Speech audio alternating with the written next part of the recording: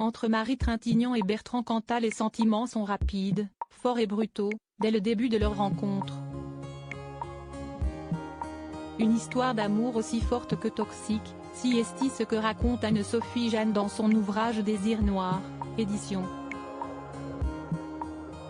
Flammarion, et qui mènera à une issue dramatique, la mort de l'actrice rouée de coups par son compagnon, jusqu'à la laisser dans un état gravissime, avant qu'elle ne décède quelques jours plus tard, dans une clinique de Neuilly-sur-Seine.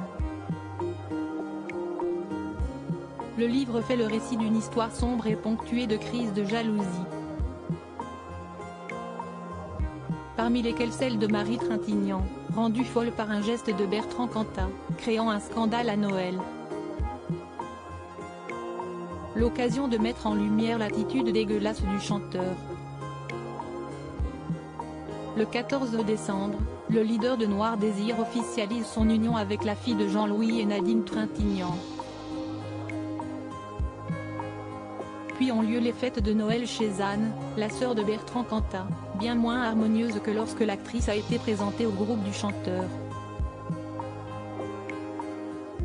Si est Anne Cantat qui racontera celle-ci, en fin de soirée, Christina, qui était en couple avec Bertrand Cantat, et enceinte de celui-ci lorsqu'il a rencontré Marie, note de la rédaction, est fatiguée, elle demande si elle peut rester dormir.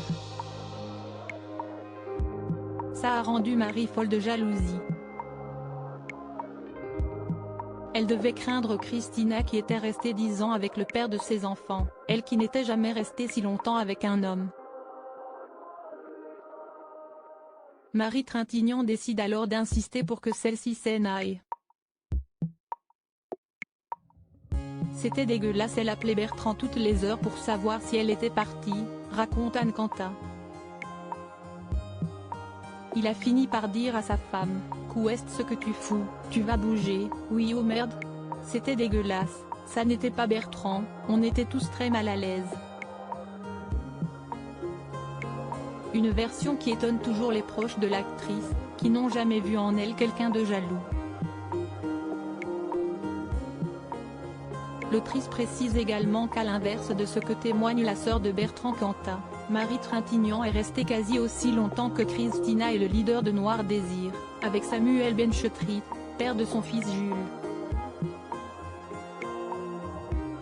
Si est en janvier que l'artiste bordelais finit par s'installer chez Marie Trintignant, rue de la Mare, à Belleville, dans un loft rempli d'ouvrages sur la psychanalyse, niché au fond d'un jardin de bambou, derrière un portail rouge, loin du bruit de la ville.